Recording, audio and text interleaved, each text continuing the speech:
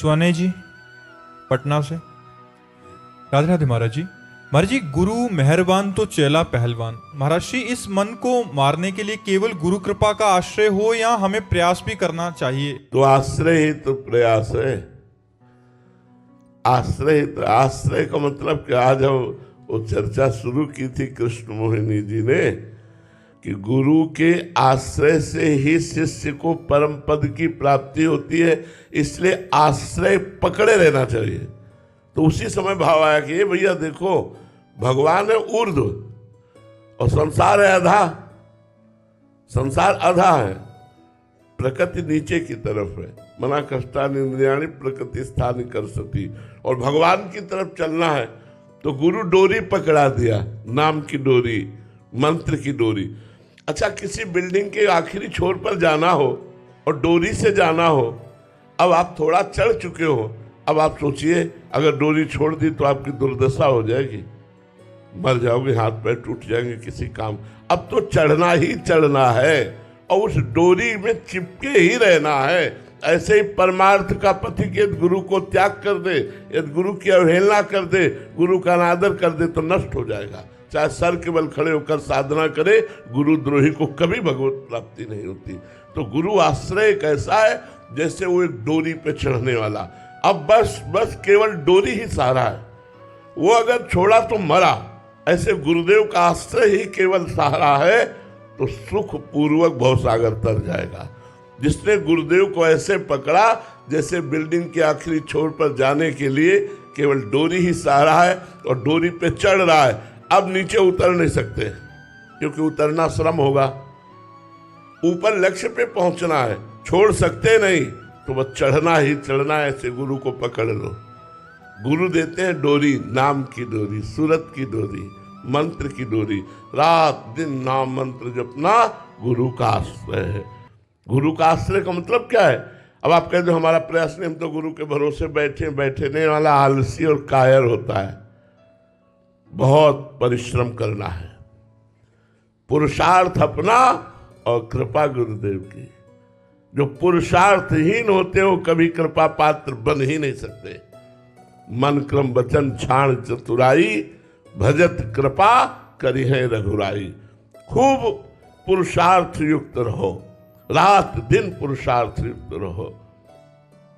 देखो, अभ्यास जैसा बना लोगे वैसा बन जाएगा। अगर श्रम नहीं करोगे, परिश्रम नहीं करोगे, पुरुषार्थ नहीं करोगे तो तुम कृपा का अनुभव नहीं कर सकते। कायर पुरुष कभी कृपा का अनुभव नहीं कर सकता। पुरुषार्थ आपको करना पड़ेगा। पुरुषार्थ गुरु प्रदत्त साधना और फल की प्राप्ति गुरु आश्रय, दोनों बातें हैं। अपना पुरुषार्थ पूरा और गुरु की कृपा पूरी तो पूर्ण परमात्मा का अनुभव। और जो गुरु की कृपा तो है पर अपना पुरुषार्थ विषयों में खर्चा कर रहे हैं, उनको कभी भगवत प्राप्ति नहीं होती। गुरु कृपा है लेकिन मनमानी विषयों का भोग रहे तो पुरुषार्थ विषयों में लग गया, परमार्थ से हीन हो गए। तो कहते हैं हम पर गुरु कृपा नहीं। गुरु कृपा सब पर है। जैसे भगवान की कृपा सब पर है, ऐसे गुरु की कृपा सब पर है। पर जो गुरु की आज्ञा मानकर खूब परिश्रम करता है साधना में, वही कृपा पात्र बनता है, वही कृपा का रसास्वादन कर पाता है। तो गुरु की कृपा का आश्रय और स्वयं का पुरुषार्थ भगवत प्राप्ति कराता है। विराज अग्रवाल जी। राधे राधे महाराज जी।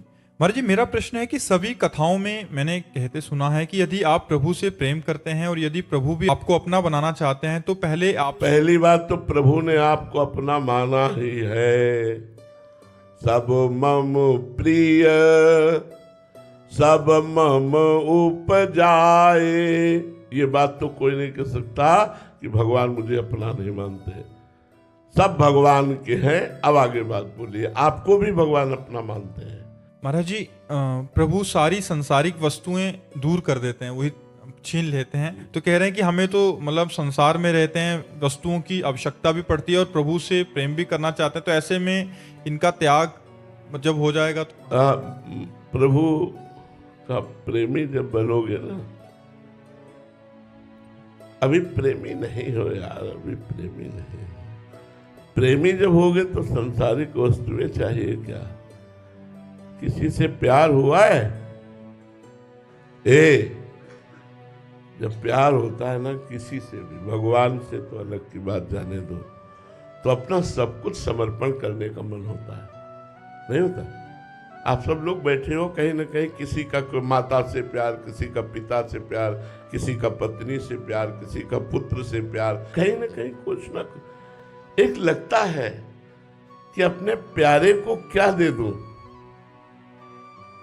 हम अपनी सोच से बता रहे हैं, अपनी सोच से, क्योंकि हमको भी किसी से प्यार है, और ऐसा प्यार है कि शायद तुमको किसी से को ऐसा प्यार नहीं हुआ होगा। ऐसा प्यार है, ऐसा लगता है क्या दे दूं, क्या पवा दूं, क्या करूं जिससे प्यारे को सुख मिले, मेरा प्यारा प्रसन्न हो जाए। क्या करूं, क्या करूं, कौन सी ऐसी वस्तु, कौन सा ऐसा नाचूं, गाऊं, रोऊं, चिल्लाऊं, क्या करूं? अपने प्यारे की मुस्कुराहट देखना चाहता हूं। प्यारे की मुस्कुराहट देखने के लिए सब कुछ न्यौछावर हो जाता है, फिर अपना कुछ बकाया नहीं रह जाता है। जिससे हम प्यार करते हैं उसका अधिकार मेरा और मेरी सब वस्तुओं पर हो जाता है। तो ये जो चाहता है कि कुछ मैं विषय चाहता हूं, देखो भगवान केवल आंतरिक बात जो कह रहे हो वो नहीं समझ पा रहे हो। भगवान कहीं राग नहीं रहने देते। सर्वनाश का मतलब राग नहीं रहने देते। जैसे देखो हजारों बच्चे बच्चियां भगवान के मार्ग में सब चल रहे हैं, तो आप ये समझो उनका राग ही नष्ट हुआ है। वो संसार में जो सुख प्राप्त नहीं कर सकते, जो त्रिभुवन में सुख प्राप्त नहीं कर सकते, वो अभी प्राप्त है, जिसका नाम है शांति और आनंद। भगवान के लिए कदम बढ़ाया, सब कुछ छोड़ दिया। केवल अभी प्यार नहीं हुआ भगवान से। प्यार, जिस दिन प्यार हो गया उस दिन शरीर का राग भी छूट जाएगा, उस दिन जन्म मृत्यु का भय भी नष्ट हो जाएगा।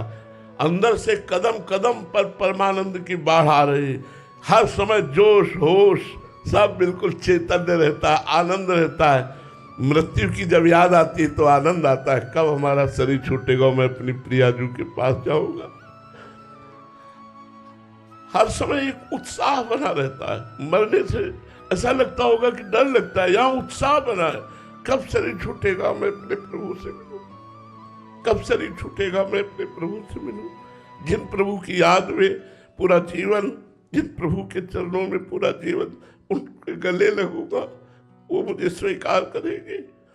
इन भावनाओं में जो सुख, जो आनंद, जो शांति, भगवान सर्वनाश करते। मंगल भवन किसी को दुख देंगे, मंगल भवन किसी का छीन लेंगे। वो तो उदार दाता है, इनसे बड़ा तो कोई दानी है नहीं। वो देते हैं, वो छीनते नहीं है।